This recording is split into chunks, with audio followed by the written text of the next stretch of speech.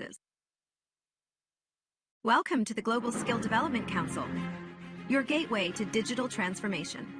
We are an independent, vendor-neutral ISO IEC 1024 accredited certification body committed to helping individuals and organizations stay future-ready in a rapidly evolving world.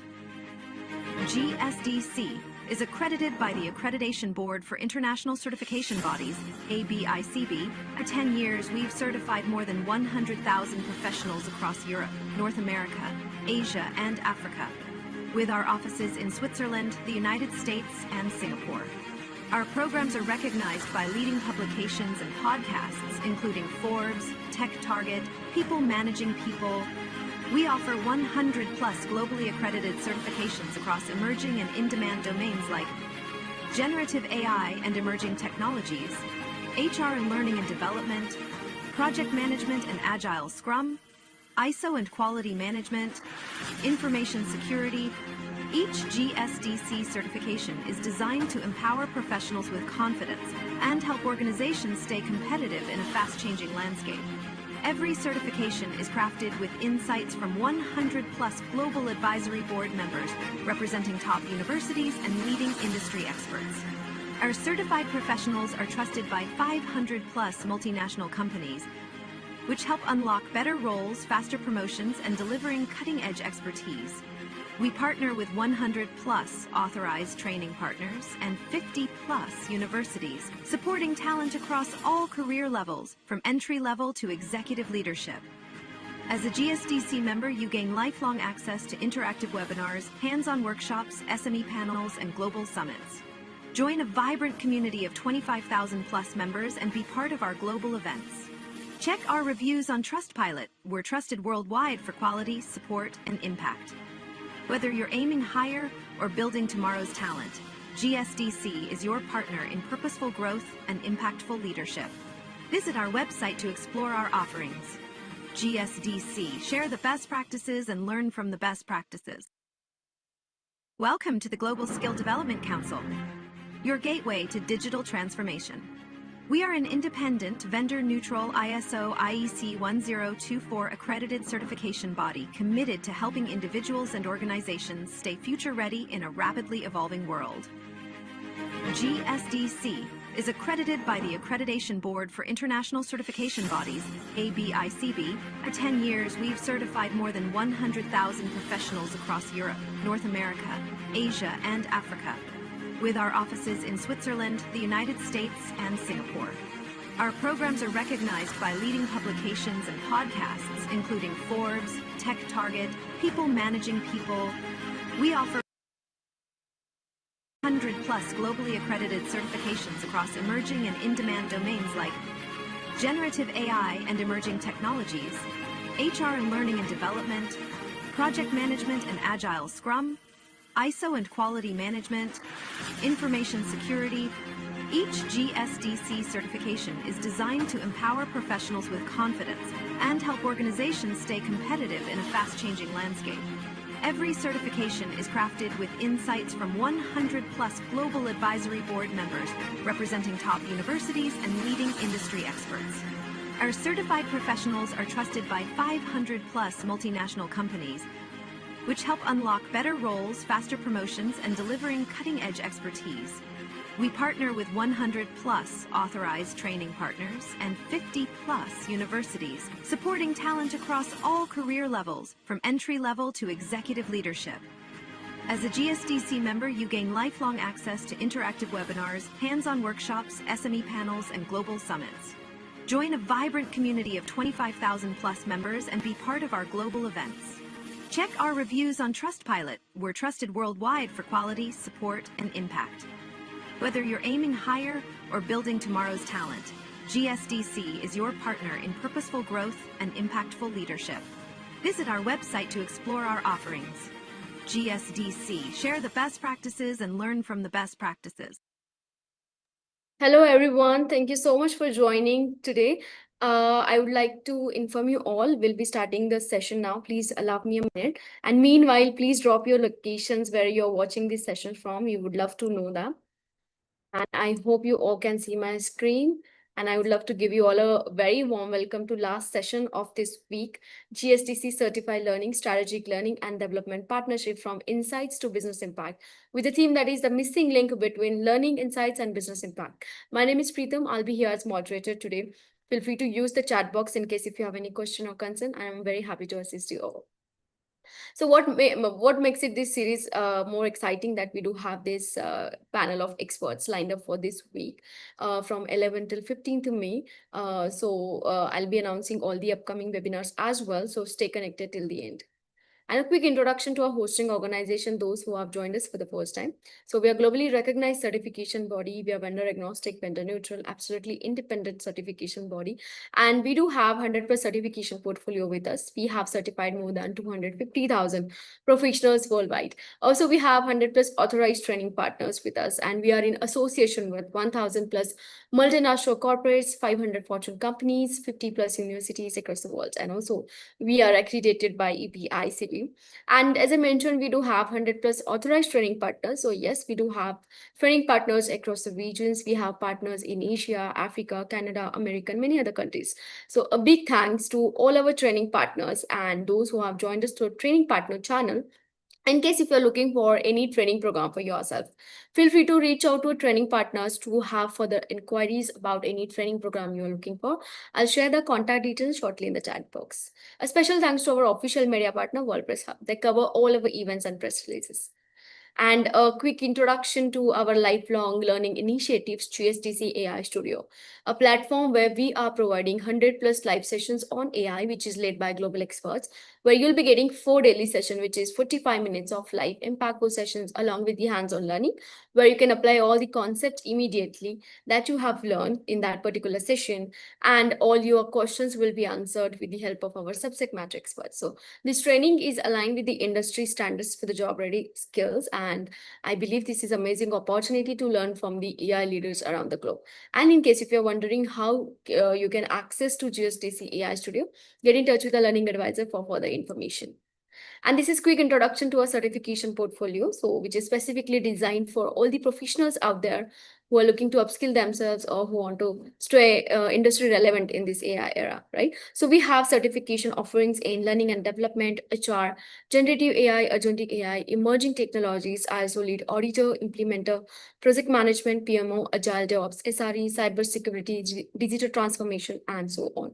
So get in touch with the learning advisor for more information, and also check our website, which is mentioned below, www.gstcouncil.org, to check all the listed certification program that we have and other offerings that GSDC has for all of you. And what all benefits you'll be getting if you opt out a certification from GSDC? You will become GSDC's member for a lifelong. With that, you'll be getting certificate upgrade. You'll be having free access to all our events, workshop, boot camps, and guess what? You'll be getting free access to all our exclusive learning programs that we have.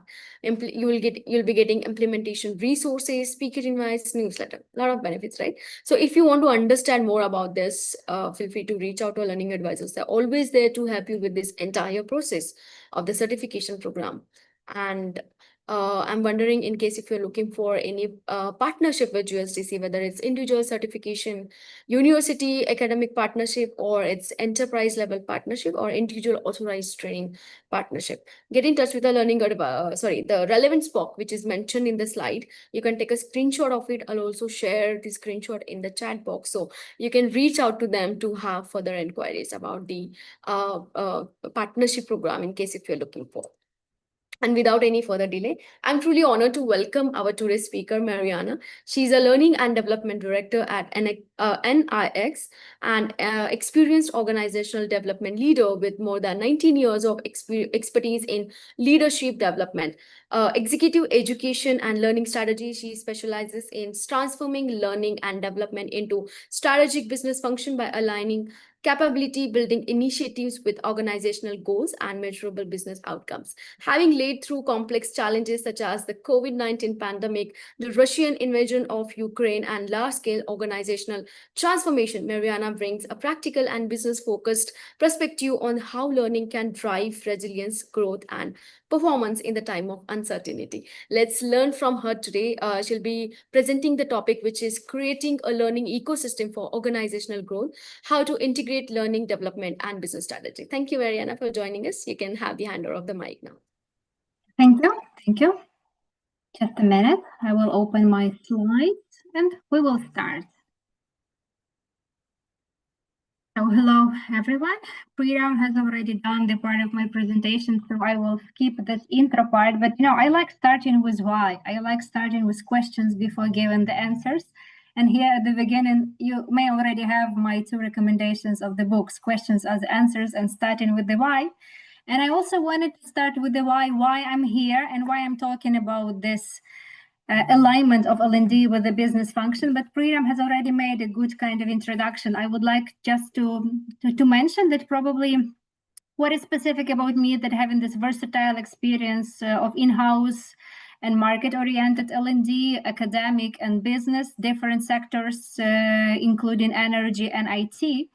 And what I'm doing here at NIX, and I was doing at the previous company, I was building L&D as a business function. And today my goal is to share how I was doing it. Minimal theory and a lot of cases, like a lot of success and failed cases, because there is no success without fail. And just a few words to understand what is the company I'm working on, because I will be mainly showing the examples of that company. So this is the software solutions and engineering services company that help worldwide leading organization turning their challenges into business results. That's a middle-sized company. We're not product company, we're a service and solutions company. And all the examples will be based mainly on that company. So that's important to know that the company is like quite a long time on the market and is the international one. So before we start, I would like to know a little who is here. I see that we have like about 20 people, and I would like to ask you either to type in the chat or to follow the QR code on the screen and to answer one question: what is your role in the system of learning and development? So I just want to understand what kind of audience is here. Is your role visionary, strategic, operational? You are just the participants of this process. Just important for me to understand where to focus more for you to get the most value.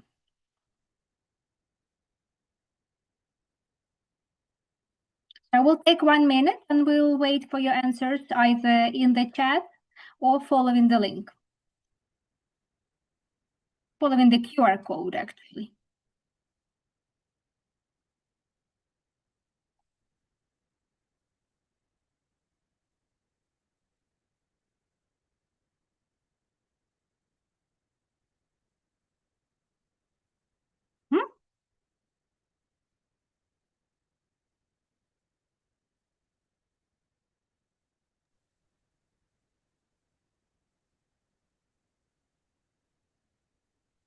I don't see the results yet, but they might be in a few minutes.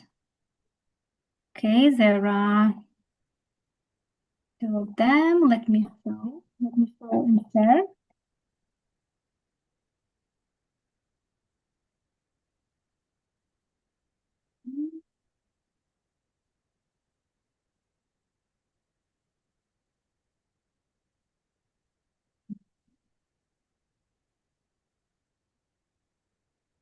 I see one answer in the chat: external consultant, coach, and facilitator.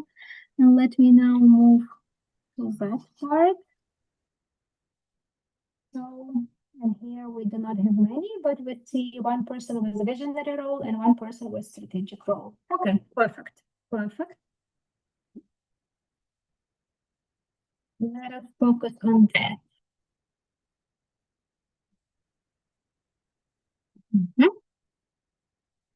Moving back to my slides.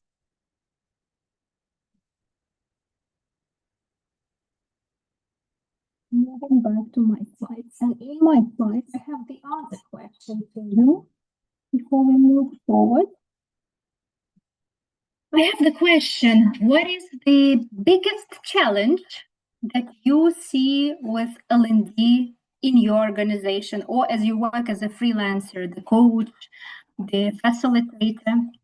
What is the biggest challenge that you face with learning and development? There might be different answers, but still, I don't know, no learning culture, no value, no measurable results, whatever. No stakeholders. Just again, either follow the QR code or type in the chat.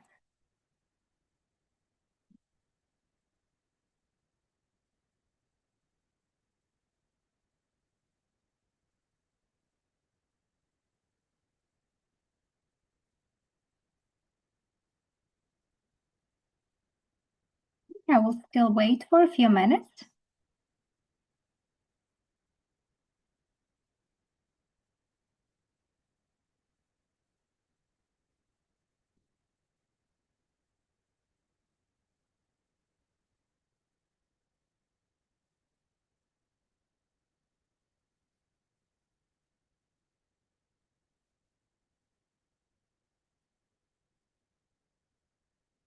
I guess I now can move to the other. There is like one answer in the chat. It's subject to discretionary budget and time allocation. Yeah, that's actually a good point. Budget and time allocation.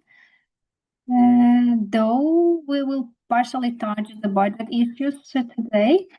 Usually the first one to be cut down in the crisis. Yes, I agree. If it is not a business function, if it doesn't help to solve business problem, that is definitely one of the first to cut.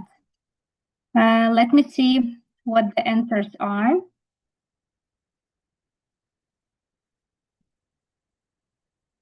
Whether we have any answers in the Mentimeter. We do not have the answers at the Mentimeter so far, so I will just save your time and we will move further. Thank you for your contribution, the whole in the chat. And I'm moving for the slide, moving further.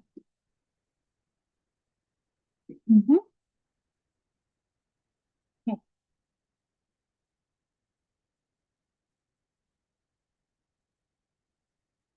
Oh, actually, I presumed that somebody of you will tell that the problem or the issue is with definitely with the budget, with the time allocation from the people's of side, but everything is about the value. Like, what is the value of learning and development? What learning and development gives us? Why we have this learning and development? And today it is like what is going to be in the focus. So I would like to pay attention on what is different with L&D as a business function. Provide some examples how to align L&D to strategic focuses. And that is the case when L&D might not be the first to cut and people might be eager to devote time.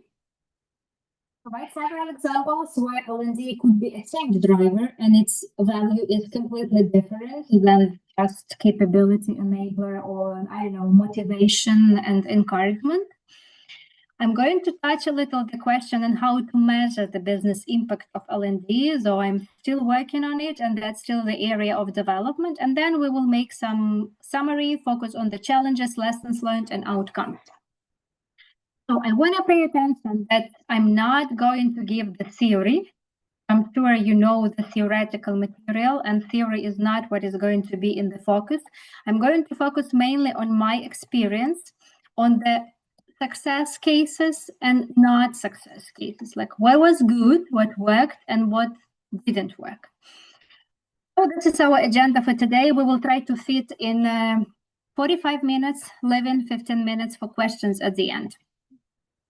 In addition, I'm going to make pauses after each part and track the chat. I will ask Freedom to help me with the chat as well. So should you have any questions, we just will leave them in the chat. I will be making pauses after each part and trying to answer your questions. Though there will be also the time to answer the questions at the very end. So let us start. What is different with L&D as a business function? What is L&D as a business function? I like this approach. I like this scheme, which shows the 4 business models where L&D can operate. And you can see here the division from operational to strategic focuses, from human resource focus to business focus. There is nothing bad about each business model, but just the one which is on the left, which is orange, that's more learning focus. And the one which is on the right, which is blue, that is more business focused. I'm going to dwell on each of the models and just show you how we can, what each business model mean and how we can move to this blue one, this business focused. Yeah. In reality, there is no like pure business model. There is always a combination. So usually people start with order taking, might start with order taking, then they move to learning enablement, then performance enablement, and this value creator is an ultimate goal. My example will be today how to start and build L&D function as a performance enabler and value creator from the scratch, while L&D has not been the order taker or learning enabler. So that was the task or the goal which the CEO of the company put in front of me, and I was trying to implement. So let's have a look a little bit deeper in each of the business models. I'm sure you have a clear understanding, but still, as I have already mentioned, those orange functions, L&D as order taker and learning enabler, they are learning focused. What it means that the first one, L&D as order taker, is responsible for customer focus. So it's mainly focused to satisfy the customer needs in terms of providing the service which customer requires. So the main slogan of this function, like, if you want it, we will provide it. You have to be satisfied. So in this outfit, L&D has to ensure that learning solutions are available to match client demands. The second, learning enabler. So here L&D cares about the quality of educational service, the professional quality, and the educational service is the core. The function is responsible for organizing how it takes the orders, analyzes, implements, evaluates, and maintains this professional quality and learning provision. So quite often L&D is here like an educator inside of the company, pushing people to learn and development. These two business models have the right to exist. Everything depends on the company, on the situation. But frankly speaking, in ever-changing world, in my experience, neither of them works well, and neither of them finally succeeds being important for the business. And both of them may undergo shortages if there are budget limits, and in both of them, you just have to preach yourself, yes, that you are important and you are valuable. But at the end of the day, everyone wants to do something that is important for business. So what is the outcome? If you want to do something that is important for the business, you have to be business-focused function. And the L&D models, which are business-focused, are the following. The one which is performance enabler, it's quite operational business model of L&D. When you focus on operational and other business priorities, you may do the projects which are not strategically much important, but still you provide the services that help individuals or teams work better, make improvements, and like at the end of the day, contribute to the company development. So that may be very much operational, technical, but still there is a gap which has been identified, and you are addressed to help to fill this gap. Like people do not know something and you are helping to get them this knowledge. People are not able to do something. You just develop the learning and development initiative, helping them to be able to do it, to learn to do it.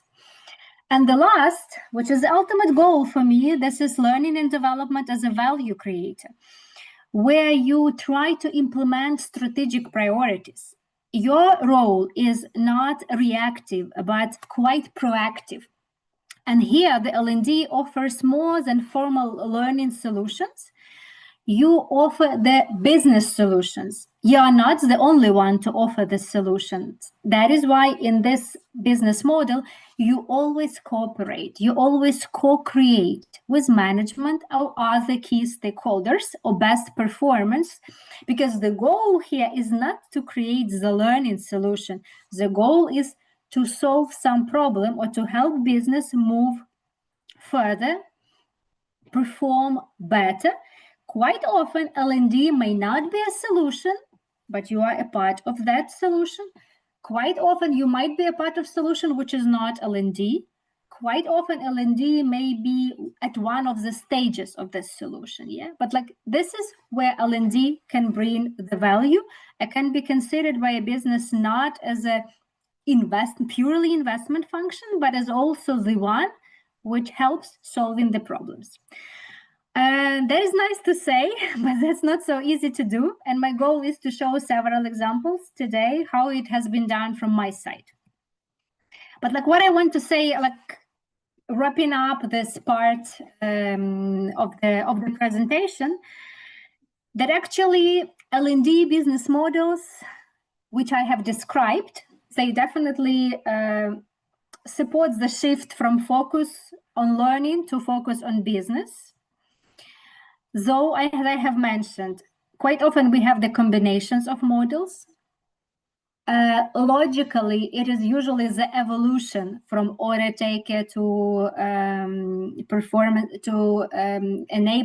enabler, yes.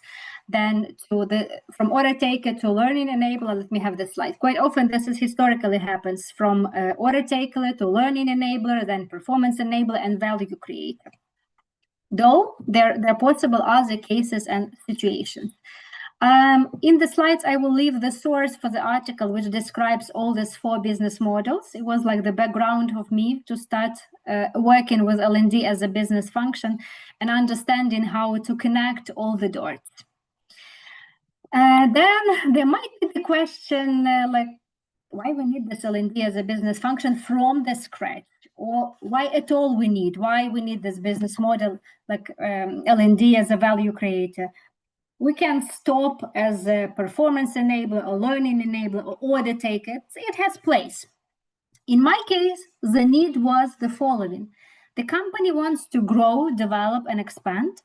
The company wants to make system approach to client team interaction. They have a lot of knowledge, they have a lot of practice, but they need somehow to structure it, systemize, but they don't have time because everyone has focuses on their priorities, which means client satisfaction and value generation. And there has to be someone who will help, like, I don't know, to systemize everything, to bring the standards and to evaluate how people work and then teach those who have some gaps. When the teams are versatile, so you have some self-taught managers, self-made managers, you have the others who are quite mature and they see the value of L&D and their companies, and they want like faster move. They want this faster jump. Yeah. And the fourth, when the company wants to implement changes and is implementing changes, but something doesn't work. Like it often happens that there was some change initiative, it has been developed, it seems like even communicated to people, but people do not do it. And that's obvious that we are not psychologically friendly to change. We reject it psychologically, and companies need to put a lot of efforts for this change to be implemented. And here is where learning and development as a value creator can be helpful as well. Let us move further. How to implement or how to develop this L&D as a business function from the scratch. I would say that to build L&D as a business function from the scratch, you need to have this business approach. You need to analyze the company's needs, like the strategy of the company, where they are going, what are their gaps, make this gap analysis.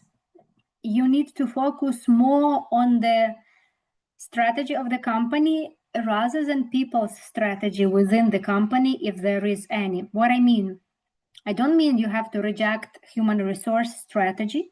No, but you have to look at the initial source, because human resource strategy is based on the company strategy or company strategic focuses. But to build L&D as a business function, you have to balance all the time between business interests and people's interests. Though human resource function puts people first, since this is the goal of the function. So you have to look at the core, at the initial resource, understand what was written here, and then try to align it to where L&D can be helpful. So You make this gap analysis. You start with urgent needs. When we build L&D as a business function, people want to see the result instantly. I mean, stakeholders, they want to see the result instantly. They don't want to wait half a year or a year. But usually L&D projects do not give fast results. So you will have to identify those which will give you results faster than others, show these results, build the trust, and get more credit to implement more long-term projects. Quite often when we build L&D as a business function, we will use internal knowledge or expertise. We will try to leverage it first and partially involve external, but mainly it will be work with internal experts. We will have to structure everything to pack, to create some system approach, and only after that we will have to grow and scale. So to make a long story short, building L&D as a business function is not easy. It doesn't happen revolutionary. It goes evolutionary rather than evolutionary. You have to make some little steps. You have to build this function at the junction of like strategy, where the company goes, like the gaps which you see you have identified, and definitely market. You have to look at the trends, what others do. But this trends and market doesn't have to be the first. So they have to be the third, as I have mentioned, yes. So this is quite important to pay attention to. Again, if you start building L&D as a business function from the scratch, or you are moving to that, as I have mentioned, it doesn't happen revolutionary, it happens evolutionary. So it's important to start with awareness of some area gap and like filling it with the knowledge, then moving to skills building, and then to behavior change or mindset. So this is how it worked in my case, and let me show how it was. Okay. So as I have mentioned, I started with discovering needs. So that was the current approach that I used several years ago within the company. So I discovered the needs. I went deeper in where the company wants to go and whether it has whether the people have necessary knowledge and skills to go there, or maybe any other gap. It's not obligatory knowledge and skills. Then I try to understand where I can bring the most value, like filling this urgent need, focusing on low-hanging fruits, and then going to more long-term effects. So low-hanging fruits and urgent requests. Initially, I was using mainly internal resources. So I identified internal expertise, added a bit of external, but a bit of, mainly were internal people. We were structuring data materials, target audience, and only after that, we moved to creating some system approach. What I mean, some framework for development. And the last one is like moving from manual learning management to more automated, scaled, and valued. So in terms of tactical actions, it was like we started with the projects which were focused to, the goal of which was to increase awareness, give insights, inspire to change. Kind of best practice and knowledge sharing. Then we moved to practice and develop skills, where we had the more mid-term programs. And at the end, we moved to transformative programs, which were which were aimed to change mindset and goals. So these were the strategic steps of what I have provided here. Yeah, like an example. These were the tactical actions of what I provided as an example. So again, L&D as a business function doesn't happen overnight. You may start from order taker and move logically to learning enabler, performance enabler, or value creator, or you may try target any other business model like value creator at once. And let me show how I targeted it at once. So I will keep this too, but before showing you how I targeted value creator at once, and what were the examples and lessons learned, I will stop here. There might be some comments or questions in the chat. If there are any, I don't see so far any, but if you have any, type, and we may discuss it now.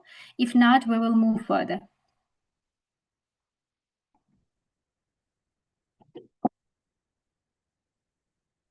Okay, I will take half a second to recharge, and we will continue.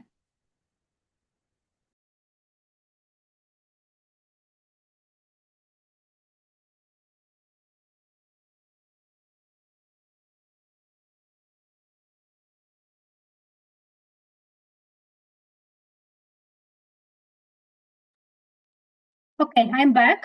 I do not see any questions, so I will move further. If there are any, we will be able to answer them later. So let us move to the kind of examples how I was building this L&D as a business function. First, strategic alignment of L&D. So here are 3 points that I will be providing examples on.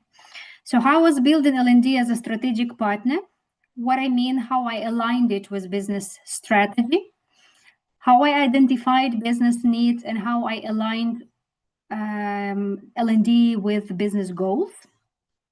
And I will also highlight here the importance of collaboration, like stakeholders relationship management, because when you are building L&D as a business function, you are not working in isolated way.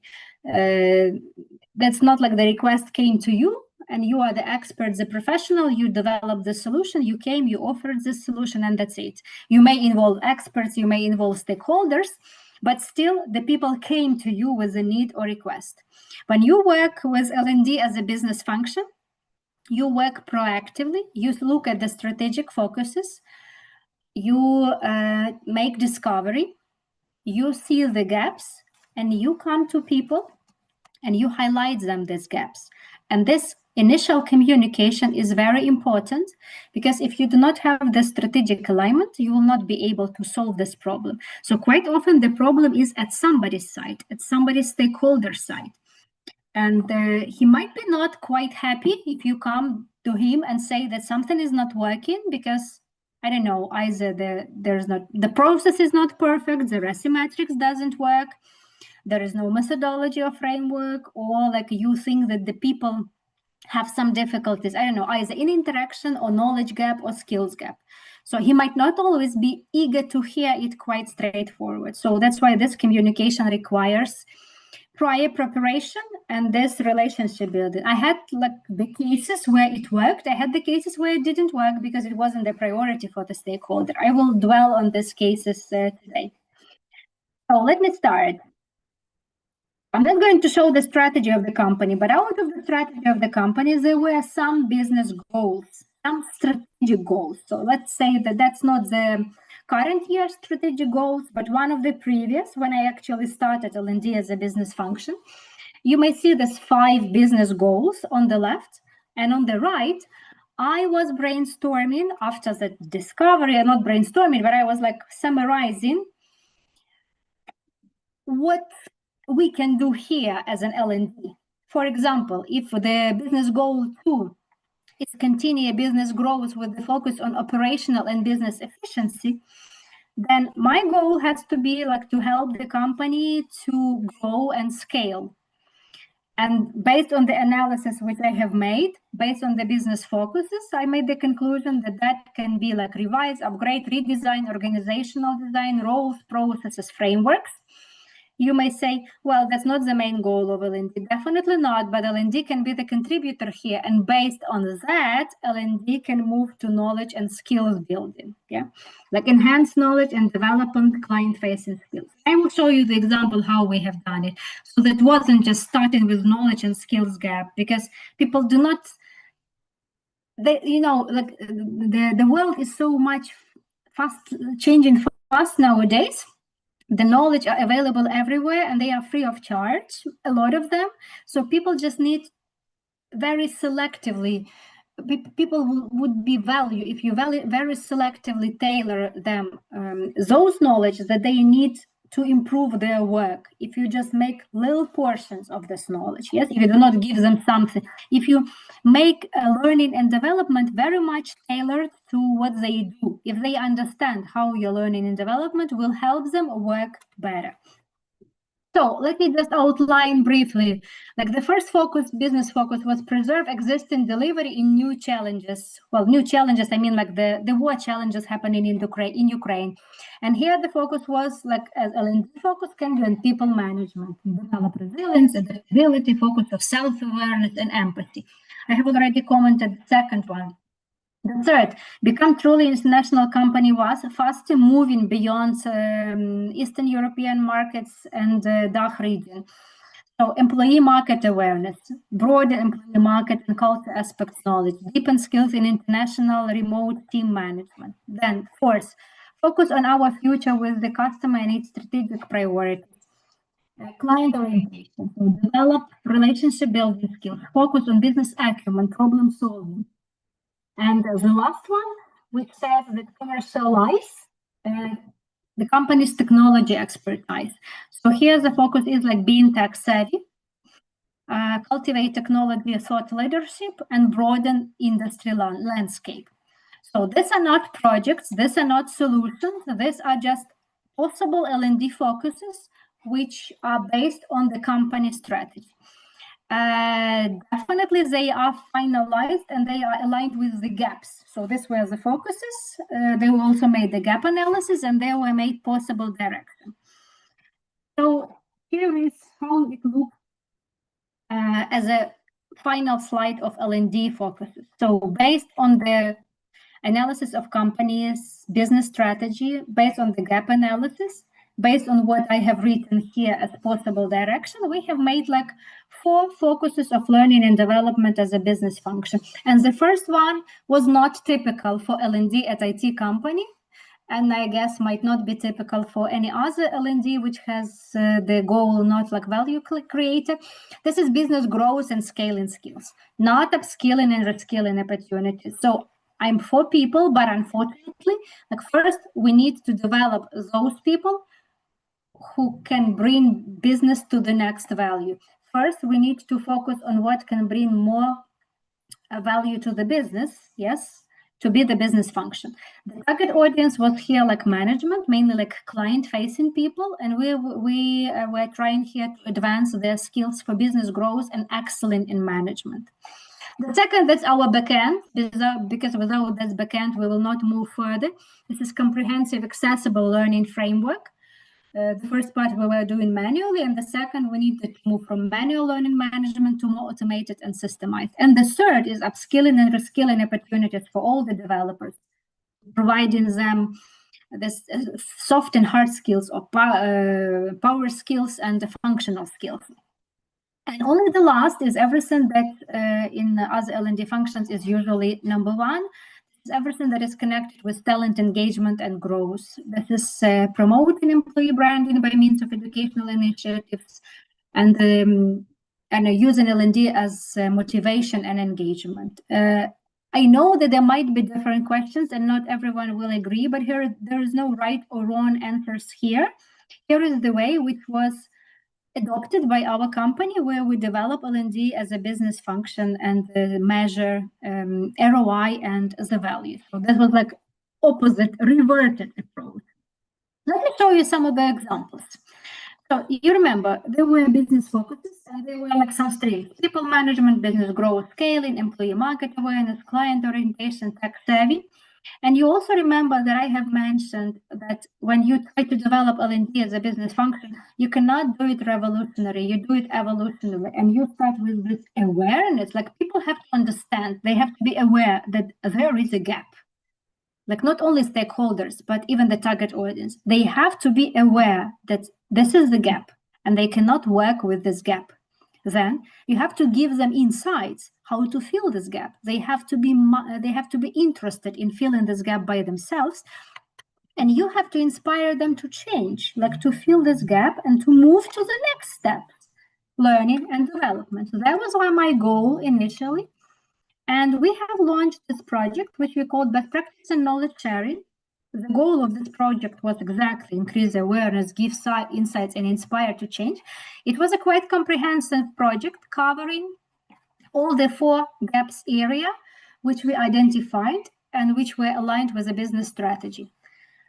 industry and portfolio knowledge, domain and market knowledge, relationship building and solution selling practices, and business strategy and operations understanding.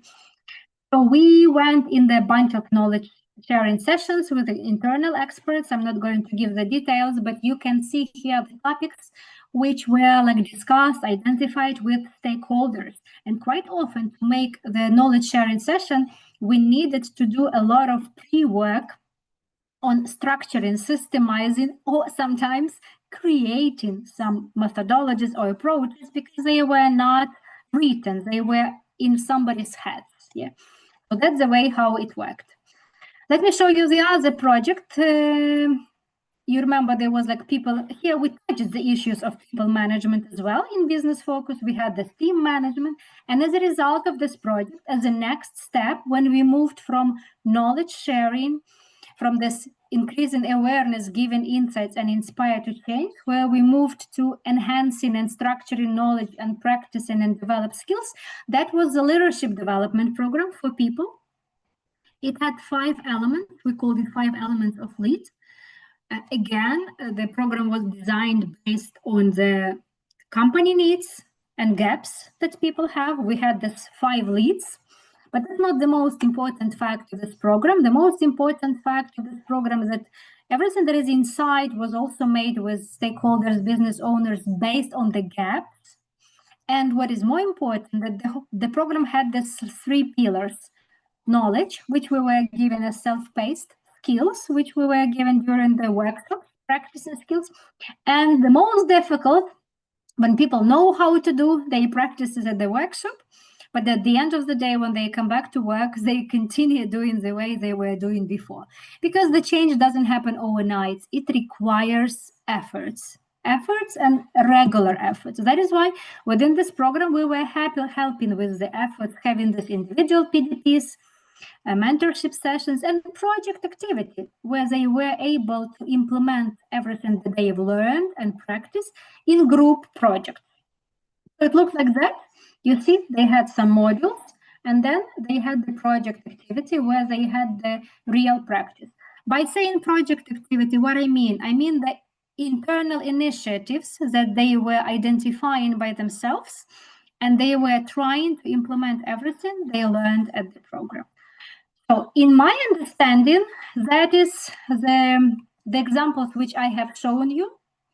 They are the ones that show how L&D can be a business function, not some generic, not people first, but business first, and people, people empower business. People are in the focus anyway. But first we ask business, where you go, what you need. Okay, here are your people. What your people lack? What you think they lack? The business tells you, the stakeholders. Then you go to people and you just double check whether they have this or not. And then you develop this initiative, starting from increasing awareness, giving insight, and moving people to this change by themselves. And then you move to broader programs, yes, to the one which require investment from them. But again, you give the program not in isolation. You give this to connection, to how they can implement it at work. And you just accompany them at that way to solve the business need. Okay, any questions here?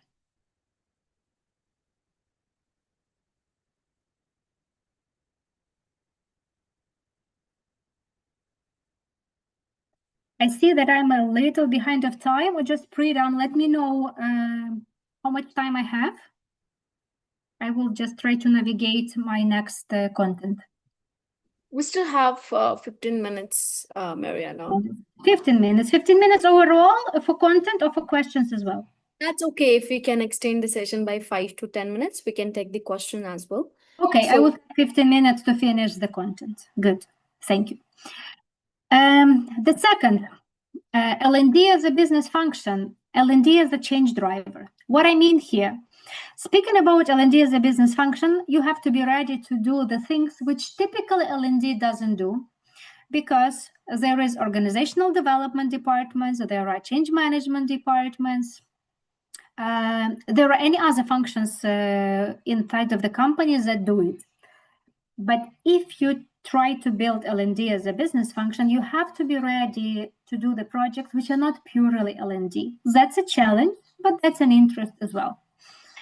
What I mean, quite often making the discovery or gap analysis, you may find out that the problem is not only with knowledge or skills, or is not initially with knowledge and skills. The problem may be with disalignment, with not clear, I don't know, prioritization, with the lack of some process, whatever. And if you are the first to see it, you are the first to highlight it to the stakeholders. And you might be the first to initiate the change here. But definitely, you have to make sure that other people are ready to move in this change. So I will show you the success and fail example of that in a minute. Second, L&D can definitely complement or contribute to the change management implementation or change adoption. That's always the issues in many companies, that a small bunch of people, a small group of people, they see that the change is needed. They just develop this change, they communicate the change as the first meeting, or maybe make the second or the third, and they rely on the people's responsibilities that they will start doing things differently.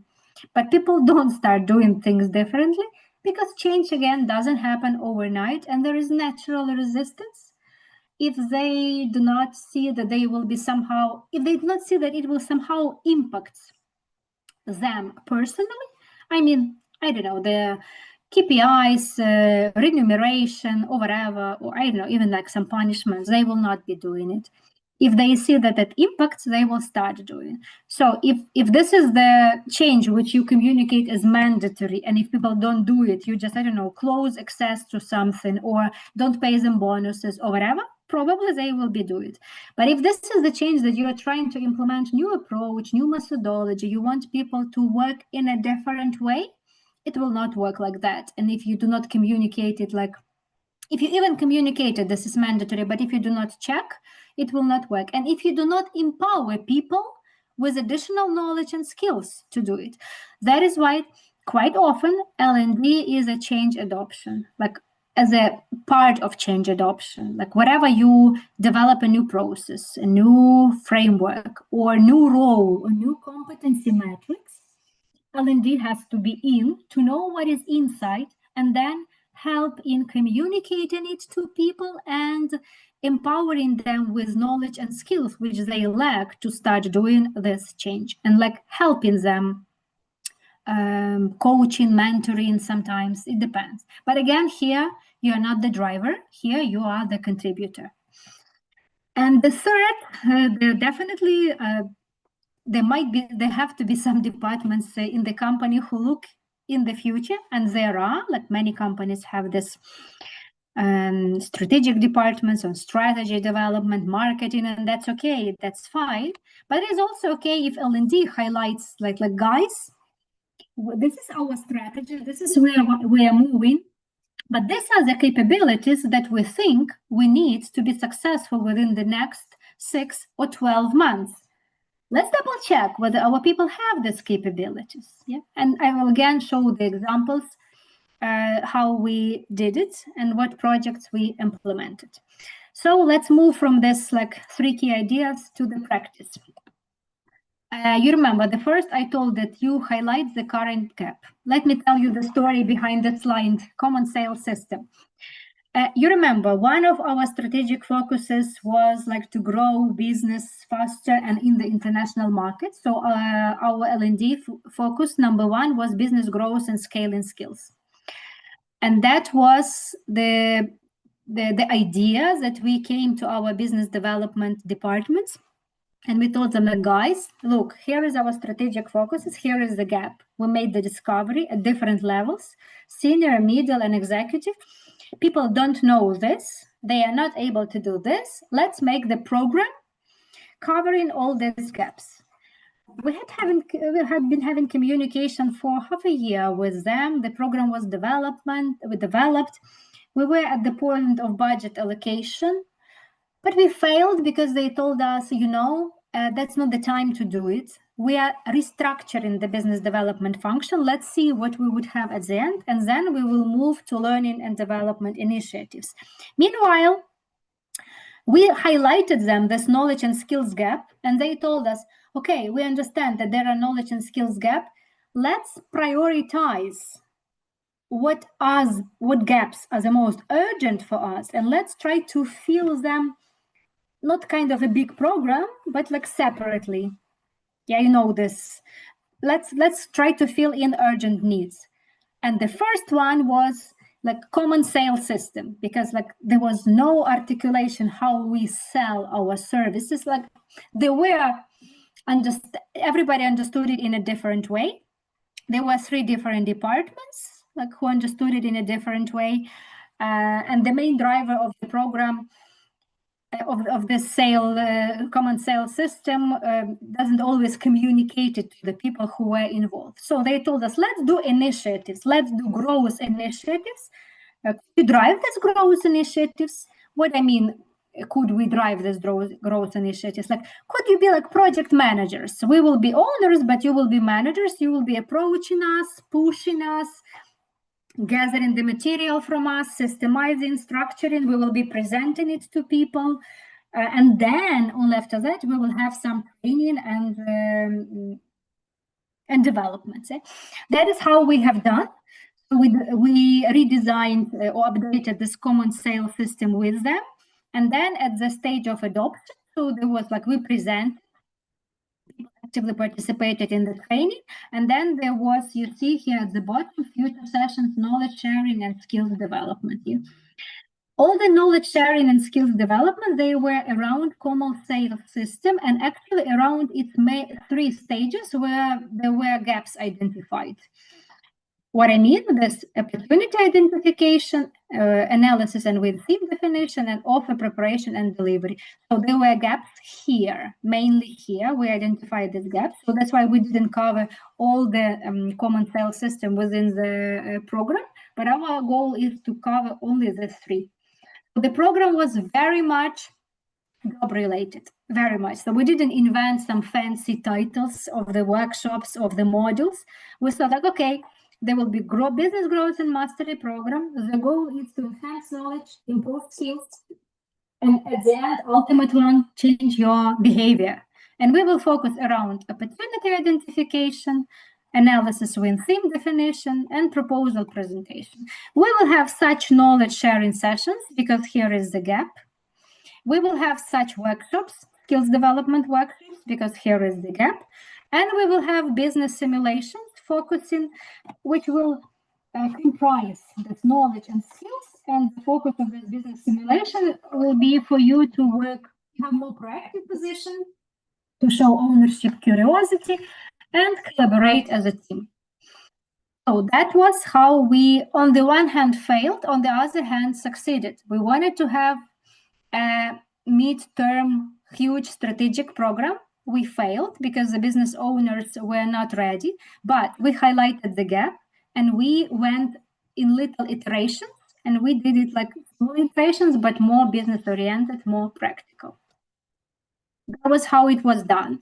The other example connected with a very popular topic, AI, like it's kind of buzzword nowadays, but still, it was like 2 years ago. Yeah, it was like the beginning of 2025 when everybody started talking about the AI revolution, and we understand that our employees have some patchy knowledge on AI, and we wanted to increase awareness and just move them to this AI adoption. We want them to accelerate adoption and drive effective AI adoption among their organization and their teams. So we launched again knowledge sharing project to increase awareness, accelerate adoption, and push teams to move further around 3 streams. For biz dev team, like for them to understand like how to sell, what to sell. For engineers, for them to understand how they can leverage AI in development, and for everyone to understand how they can boost productivity, own productivity and team's productivity. Yeah, so that was like the aim of the project. Again, starting from the awareness increase. And after that, when we have successfully run this project for a year, at the beginning of this year, we separated this for 3 streams, and we created separate programs or separate initiatives. And I will show you one of them for the first one, AI for Growth, which just went deeply into the program, into the problem, understanding what people know and what they not, where they given them this knowledge sharing sessions, but we realized that they were not mandatory for participation, and people, we increased their awareness, but we didn't feel the knowledge gap exactly. And we decided to develop the mandatory program for a smaller group of people to cover this knowledge gap and to practice skills. So what we expected that we will have stronger sales results with reduced people involvement from technology office. We developed the approach, so that like the goal. So we wanted people to understand the foundations, be able to work with existing clients and with the new clients. We offered a kind of approach of the program, and we are successfully running now the second module of the program. Yes, that's it. I see there is some comment in the chat. Hello. So happy, excited. Okay, you're happy, excited to be of the part of the program. Great. I'm moving to the last part, measuring business impact, which is the most important but the most difficult. KPIs and metrics, key metrics to measure L&D impact, ROI of L&D program. You know, at the very beginning, I was quite puzzled and sometimes even angry when people were asking about ROI for L&D program, because quite often we say in L&D that L&D is not about quantitative results, but qualitative results. Yes, but for business, we need numbers. So to make a long story short, engagement, satisfaction, these are not the results for business. These are the results for L&D. These are operational results. These are even not the results for L&D. There are some operational metrics showing the quality of the product, probably. But the outcome has to be measured. It can be measured qualitatively, but it's very important to find some quantitative measure, how you will move it to numbers. I don't know, profit margin, ESAT, attrition rate, onboarding pace, quality time spent to the process. Well, it can be different depending on different projects. Let me show you the one that's for the last program I was representing on AI growth, AI literacy for NIX growth. We've defined that engagement, satisfaction, and NPS, they are operational metrics. They are nice to know and have. But business goals will be assessment results of people. We will have the quantitative numbers at the entry of the program, at the end, though that's still not ultimate business goal, but they will show us the shift in people from point A to point B. Then there might be expertise-related request conversion rate. So how many requests came to that person or to that unit, and how many of them were converted to success case? There may be number of expertise-related opportunities which this person identified and which were successful. You will tell me that there is no pure L&D influence, and I will definitely agree. I will not say that that's only because of this program and L&D, but these are the business goals where L&D can have impact too. And that's crucially important at the very beginning before launching the program to get aligned and to agree. Like, we will consider this the success. We will consider this the result, and everyone has to be aligned with that. Let me show you the example of this impact ROI measured by me at one of our programs. You remember at the beginning, I was showing you the LEAD program, leadership development program. It seems like very much people-oriented, long-term effect, difficult to measure in numbers. At the first slide, you will see operational metrics, how I called. This is like completion rate, satisfaction, engagement, feedback from participants, feedback from stakeholders. Looks nice, but the business asks me the question, and what? So I have invested some amount of money. What is the ROI? And I went to look for ROI. The first and the very much business-oriented approach was to look at the projects. Let me show you. The entrepreneurs, you remember that within this LEAD program, we introduced projects where people work in the group. They were solving some business challenge. They were presenting it to stakeholders. They were calculating ROI, like investment and ROI of the projects. And I have taken the 2 projects out of 5, which were recommended for implementation. And I have calculated their sales margin, the project cost, and the project ROI, and I saw what could be the potential ROI, what is the ROI of this program. So you can see at the very bottom, program cost is $51,000, program ROI is like more than $1 million, because that's like how much this projects would bring to the company. So that's not the one which you have now, but the one which could be brought. Then I also communicated that this project allowed us to classify people on high potential. We can look at them and move further for promotion, like satisfactory, moderate, and low. But that's still not the most important for business. They told me, like, nice, it's very good with the project, but still we do not have this money. What about today? And let's have a look, what about today? So we decided to look at the KPIs metrics which these people have. These were project managers. This were the KPIs: headcount, revenue, sales margin per head, attrition, and CSAT. And we took the numbers for the year before they entered the program and after they entered the program, and we see positive dynamics everywhere except of attrition.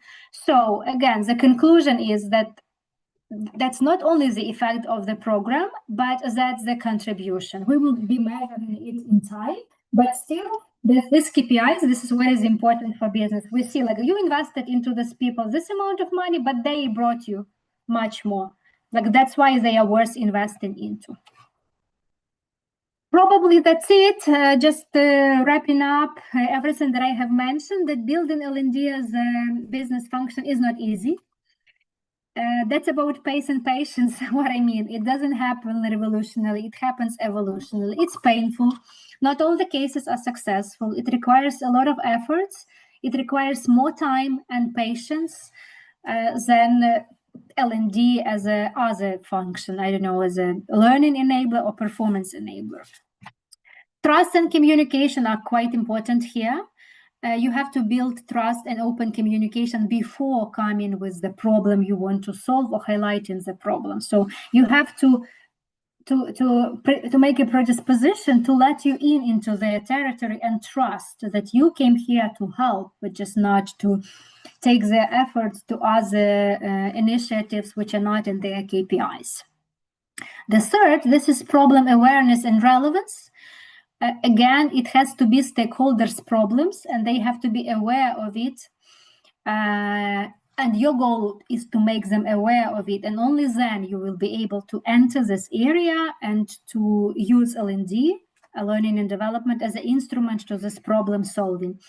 Quite often, problem awareness is not only about stakeholders; it's also about the target audience. Like that has to be their pain as well. And involvement and buy-in, it's connected with the previous ones. You have to involve people in the solution generation. Even if it is your solution, you have to make your solution theirs. So if you start hearing that they use your words to speak about the problem and solution, you are winning. If you are not using your words, you still have to put efforts for them to do it. Because you should have their full buy-in to implement this initiatives. Otherwise, you will not make L&D as a business function.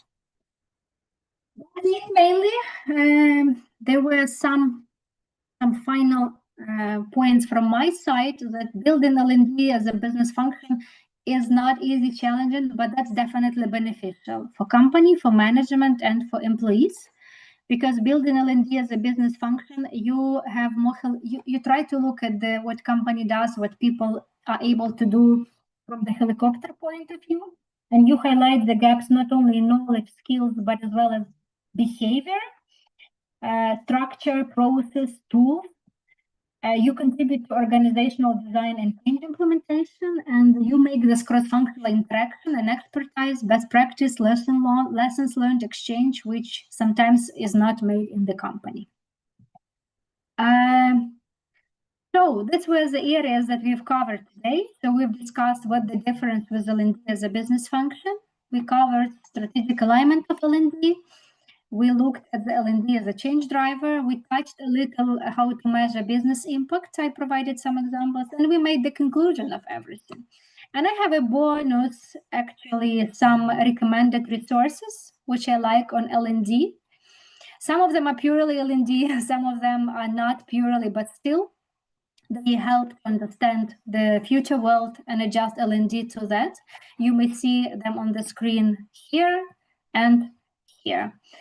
That's it. I guess Piram will share the video recording and you will be able to come back to that once more. I will stop here. If you have any questions, I will be ready to answer. Perfect. Thank you so much, Mariana, for such an insightful session and very informative one, I must say. And I believe this is definitely going to be a helpful for all the professionals who joined us today. So we can, if our participants have any question, we can still take one or two questions, as we are quite running out of time, but we are still can take two questions. Let us know if you have questions for our speaker, Mariana, and drop them in the chat box right away, so we can take it. And also I've shared her LinkedIn profile link in case if you are looking forward to connecting with her to discuss anything regarding today's session, or in case if you have any question for her later on, so feel free to reach out to her. And thank you everyone for attending. Let us know if you don't have any question, we can proceed with the closure. And meanwhile, we get a question. I would like to inform you all, I do have some great announcement for upcoming week's webinar that we scheduled. So stay connected till the end. Also, I'm going to announce the spotlight of the week. So please stay connected.